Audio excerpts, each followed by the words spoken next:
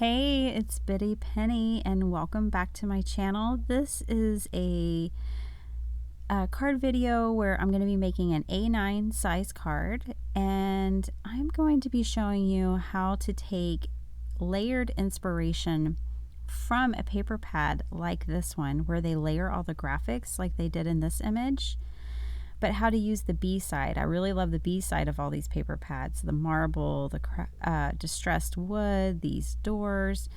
And what we're gonna do is we're gonna take like the cut aparts that are a part of this. I'm gonna fussy cut those out. And then I'm also gonna bring in, different items from my stash, and I am going to kind of use their layering as a jumping off point for inspiration. So if that's something you struggle with, you might enjoy this video. And looking through your paper pads in a different way, even if you don't have Mintay paper, you could go on and see what their designs and what they have, and I'm sure you can find other points of inspiration. So I'm cutting this down, and I want to frame around my card. And then this is fabric ruffles that I make out of scraps, and I always just have a pile of them to pull from. So this card is extremely symbolic. It's a thank you card. It's a thank you card to Crazy Paper Chick. I'll be putting this in the mail to Alicia for doing the collab with me and opening that door, so that so many of her subscribers could come and find me. And you guys have, and I'm so thankful for you too, for walking through the door and clicking on my link and coming over, and you've been so amazing. Alicia, your subs are amazing. Like, it has been a whirlwind 24 hours of enjoying all the feedback and community that just came through the door. So I had to make something special. I wanted to say thank you to everyone who's here, and I wanted to say thank you to Alicia. So this is for everyone. And by the way, y'all pushed me past my 100 subscriber threshold, so thank you. Even my kids were so excited about that. So it was really cute. So here I'm just layering everything up, and I had to put that camera in there, like capturing the moment. So as I said, it's a very symbolic, special card with the imagery that I chose. It was all purposeful. So I'm using foam tape and wet glue and everything to get the dimensions right here on this card. And I'm really loving that, I really focused on one side of the card more than the other. The asymmetry is quite interesting, and the paper allowed me to do it. Okay, so this is some cork paper that I had in my stash, and I actually had it on my desk from a recent video I did. And what I'm going to do is I'm going to bring in a metal ruler, and I'm going to tear the sides and add another layer. So when I'm layering, I like to bring in different textures, things besides paper. I'll bring in fabric, the really cute wood designed elements, sequins, enamel dots, you name it, you can add it, whatever you can think of. So I'm the kind of paper crafter where I play with everything, right? So like, I just feel like it is so much fun when I don't limit myself and my supplies. So I bring in my junk journal supplies, and I'm showing you here the kind of difference of, like, this would be a beautiful card, right? You could just cut the paper up, put some cork behind it or whatever you choose, and make a beautiful card. But I think when we just take the inspiration and we do our own layers, it's just so much more dimensional, and it becomes a wow piece to me, a little more artisan. So here is what I came up with. And of course, I'm not done yet. So I'm going to bring in a couple of little, like, that's a cut apart there, but then I'm going to bring in this little flower.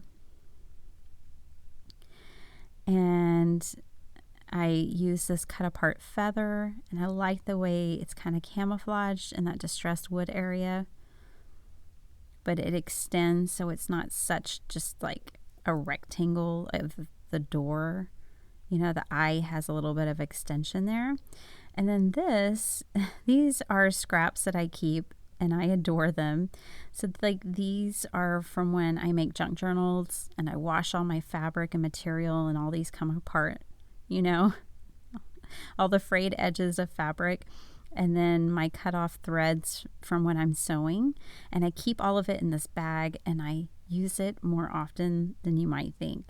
So I'm just kind of making almost like a little bird's nest, if you will. I'm just squeezing a little glue in there, using my bone folder, and tucking these pieces in, and they're adhered very well.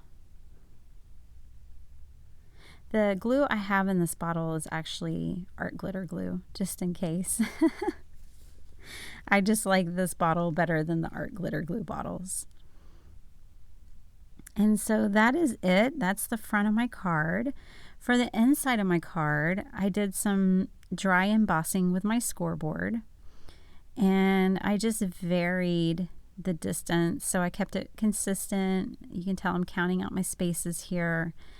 And then I start shrinking the differences and bringing the lines closer together. Again, for variety and interest.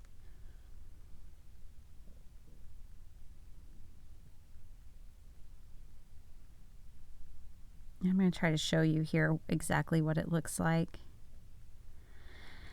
Okay, and now I have this brand new Ranger.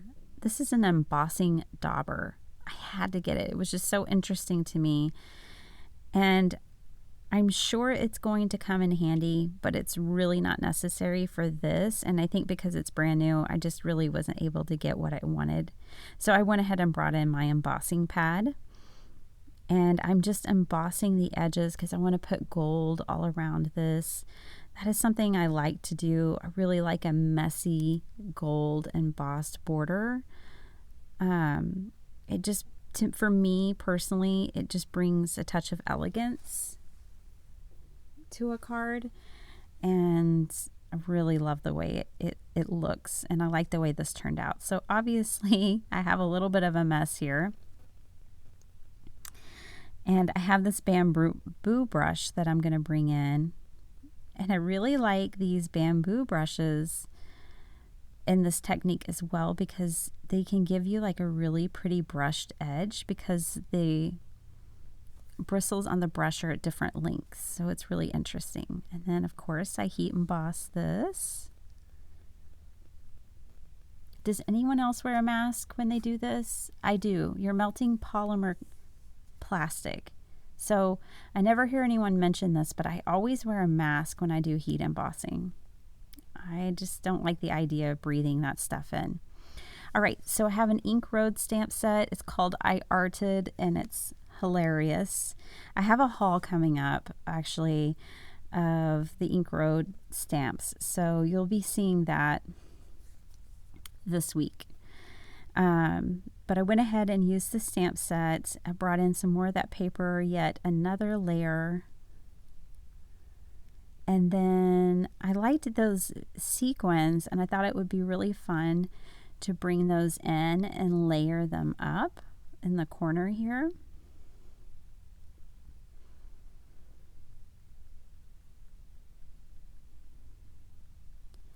And I'm just using a light gray ink for this. I'm not wanting them to be too bold or stand out too much. Just add another layer. So even here you can see if you don't want to glue a ton of paper together, you can stamp, you can emboss, you can dry emboss, you can heat emboss. There's so many ways to add that textural layer to your cards.